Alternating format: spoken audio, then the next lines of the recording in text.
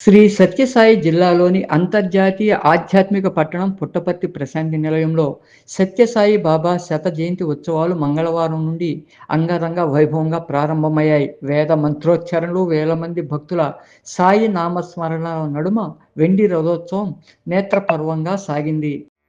राम नाम भजले राम नाम सुखधाम भजले राम नाम सुखधाम भजले राम नाम सुखधाम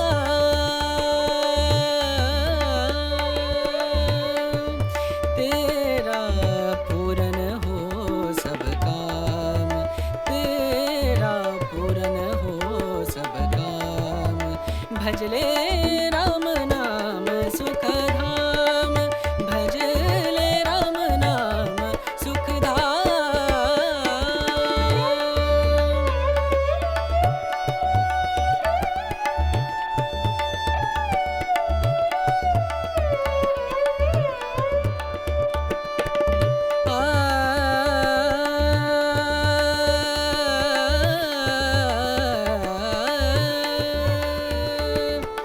संत समागम